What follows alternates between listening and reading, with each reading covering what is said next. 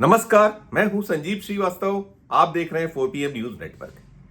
देश की सरकार हो या राज्यों की सरकारें, दोनों ही स्थानों पर आरोप एक से उठते हैं या सवाल दोनों ही जगहों को लेकर एक से होते हैं। क्यों ये सरकारें फेल हैं, कहां कमियां हैं, कहां कमजोरियां हैं, यह भी करीब करीब एक सी शक्ल, एक सा रूप नजर आता है। जो मसले हैं, जो मुद्दे हैं, उन पर बात अब नहीं होती है। जो वोटर है उसका भी रुख और रवैया बदला है। 5 साल में एक बार उसे, चाहे केंद्र की सरकार हो या राज्यों की सरकारें हो, अपना वोट देने का मौका मिलता है, अवसर मिलता है।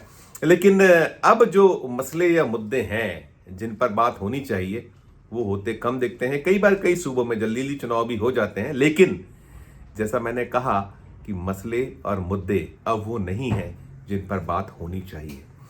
आकलन वक्त वक्त पर सरकारों का होता है, और जो आकलन होता है उसमें निकलता यही है कि जो आज के सियासतदान हैं या जो सरकारें हैं वो कहाँ खड़ी हैं, क्यों खड़ी हैं। इसके लिए कई सारी एजेंसियां हैं, जो मीडिया है वो अपने स्तर पर आंकता है, आकलन होते हैं।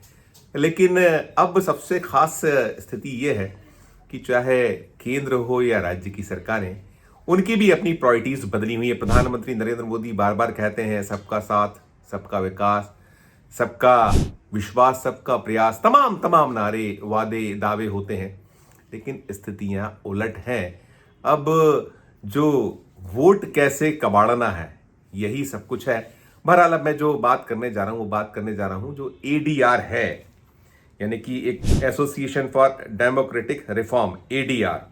इसने एक ताज़ा रिपोर्ट जारी की है, और ताज़ा रिपोर्ट जो देश में 31 राज्य हैं उनके मुख्यमंत्रियों को लेकर ये एडीआर ने आकलन किया है। और ये करते रहते हैं, होता है वक्त वक्त पर, और जब होता है तो खबरें बनती हैं। इसकी रिपोर्ट सोमवार को आई है। आकलन पुराना है। ये चुनाव के दौरान जो एक कंप्लीट ब्यौरा चुनाव लड़ने वाले देते हैं, और बाकी उसके बाद भी जो चीज़ें आती जाती रहती हैं, निकलती रहती हैं, उन सब पर एक रोचक आकलन है। और जो 31 राज्यों का आकलन हुआ है, इसमें हम कह सकते हैं कि एडीआर की ये ताज़ा स्कैनिंग है। और इस स्कैनिंग में बहुत सारे जो मुख्यमंत्री हैं, कहाँ खड़े हैं, क्या स्थिति उनकी है, वो सब कुछ नज़र आता है। खासकर जब ये निकलता है कि हिंदुस्तान में जो सर्वाधिक अमीर मुख्यमंत्रियों में कौन है, तो एक सामने आता है कि आंध्र प्रदेश के जो मुख्यमंत्री एन चंद्रबाबू नायडू, वो भारत के सबसे अमीर मुख्यमंत्री हैं। ये एक आकलन में निकला है। 931 करोड़ रुपए से अधिक की संपत्ति है उनके पास।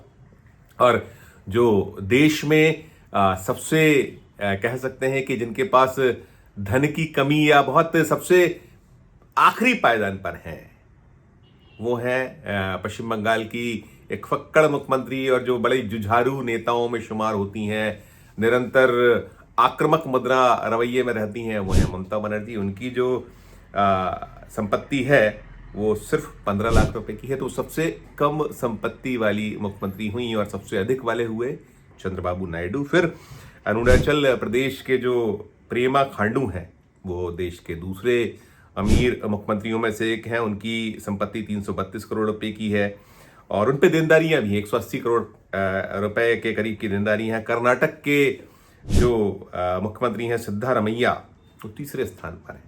51 करोड़ की संपत्ति के वो मालिक हैं, और देनदारी उनकी भी 23 करोड़ की। साथ साथ जो फिर अगर जो बड़े राज्यों में आई है, तो बड़े राज्यों में मोहन यादव, डॉक्टर मोहन यादव, जिस मध्य प्रदेश से मैं आता हूँ, वो देश में जो मुख्यमंत्रियों का क्रम है अमीरी के मामले में चौथे क्रम पे हैं। 42 करोड़ से ज़्यादा की संपत्ति उनकी है।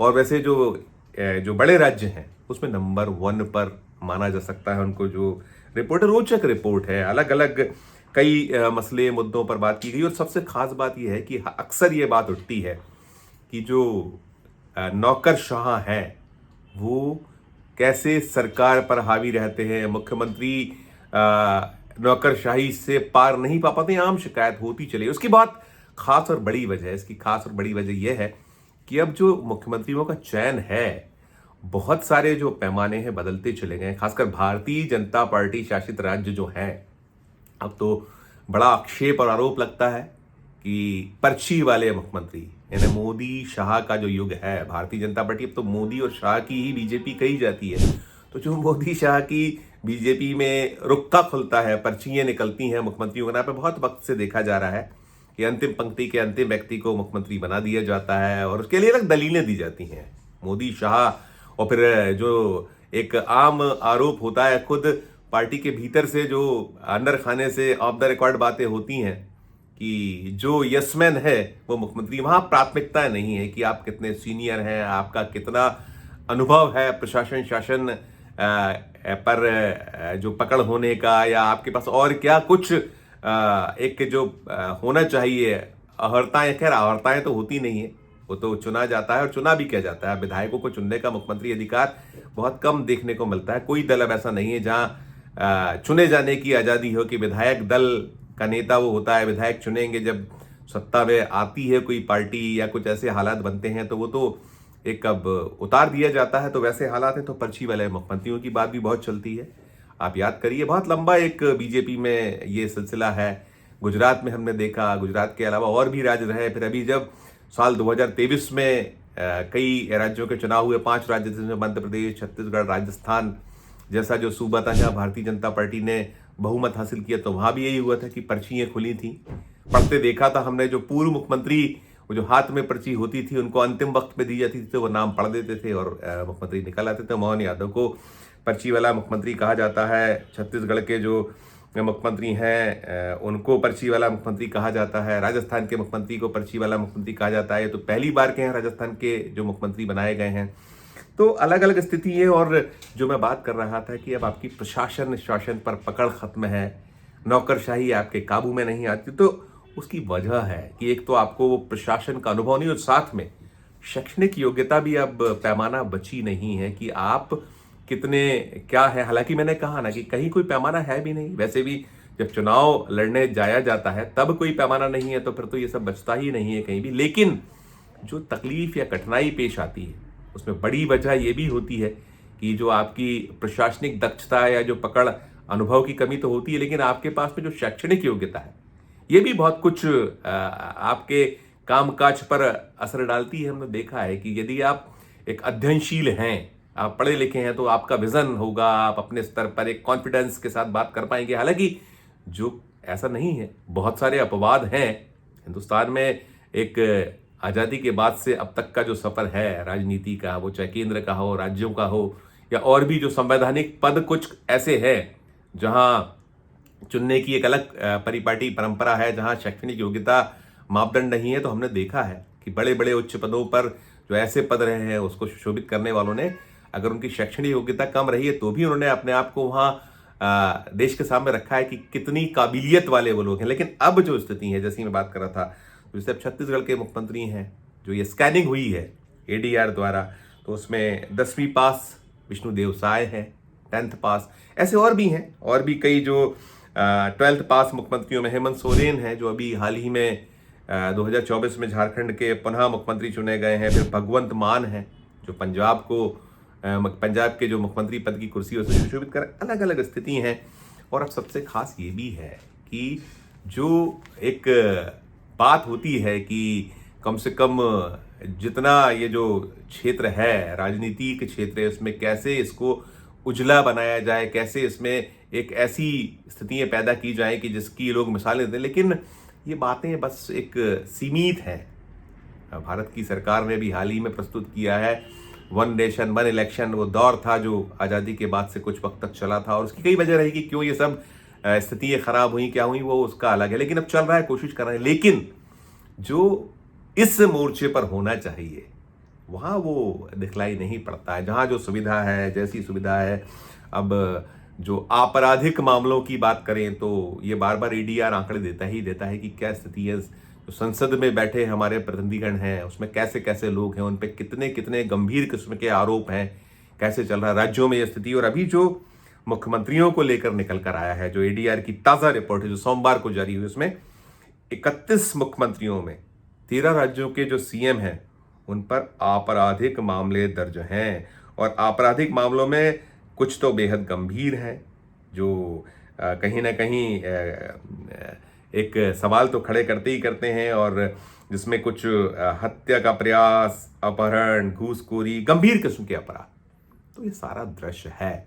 स्कैनिंग जैसे हुई है तो हम लोग जब इस तरीके की कुछ निकलती हैं, रिपोर्ट्स आती हैं, तो रिपोर्ट जो है मीडिया करता ही करता। और ये ADR, ये सैल्यूटेबल एक संस्था है जो निरंतर देश के सामने जो सियासतदानों से जुड़ी सच्चाइयां रखता है। तो उसी क्रम में ये एक ताज़ा रिपोर्ट थी जो हमें लगा कि अपने दर्शकों तक पहुंचाई जाए। और फैसला तो दर्शक ही करते हैं, वोटर ही करता है, वोटर चुनता है, उसे अधिकार है। मैंने कहा प्रायोरिटीज बदली हुई हैं। प्रधानमंत्री नरेंद्र मोदी जी तमाम बातें करते हैं। अब तो यह है कि चुनाव जीतने के लिए जो जब मध्य प्रदेश में मैंने कहा लाडली बहन यहाँ चल निकली, तो अब हर राज्य उसी क्रम पे चल रहा है। और कैसे कितना फ्री बांटकर वोट हासिल किया जाए, इस पे प्रमुखता है। और अब वोटर का भी जो रुख है, रवैया है, वो बदला हुआ है। वो हिंदू मुस्लिम कहीं ना कहीं जो बटेंगे कटेंगे या एक रहेंगे सेफ रहेंगे, इसको मद्देनजर वोट करता है।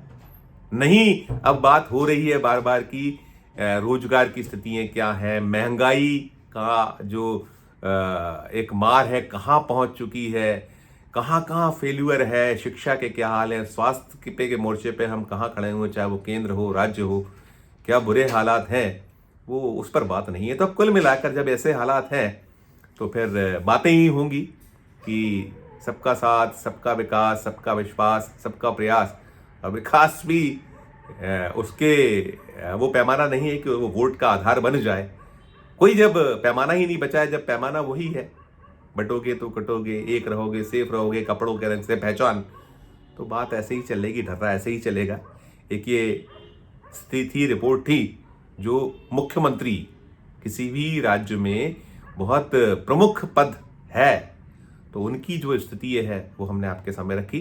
खबर आपको कैसी लगी, हमारे वीडियो के कमेंट बॉक्स में जाकर कमेंट जरूर कीजिएगा। और साथ साथ जो ये पर्ची वाले मुख्यमंत्री या जो ये इस तरीके की स्थिति है, इसे लेकर भी क्या आप सोचते हैं, क्या आपकी राय है, कैसे इस पर सुधार होना चाहिए, वो राय प्रकट कर दीजिएगा। हालांकि बात कुछ बननी नहीं है, हम लोग बातें कर लेते हैं, चिंता प्रकट कर लेते हैं, क्योंकि जो करने वाले हैं जब वही अपनी सुविधा के अनुसार सब कुछ करेंगे, वोट के लिए ही राजनीति होगी, तो बात बहुत बनने वाली नहीं है। और हम तो यही कहेंगे कि कमेंट जरूर कीजिए। कमेंट करने से कम विचार तो सामने आते ही आते हैं। इस वीडियो में फिलहाल इतना ही। हम फिर किसी नए विषय, किसी नए वीडियो के साथ आपके समक्ष हाजिर होंगे। ये हमारी खबर आपको अच्छी लगी हो तो हमारे चैनल को लाइक कीजिएगा, सब्सक्राइब कीजिएगा, ज्वाइन का बटन ना दबाया तो ज्वाइन का बटन भी जरूर दबाइएगा। प्यार और स्नेह बनाए रखिए और देखते रहिए 4PM न्यूज नेटवर्क। धन्यवाद, नमस्कार।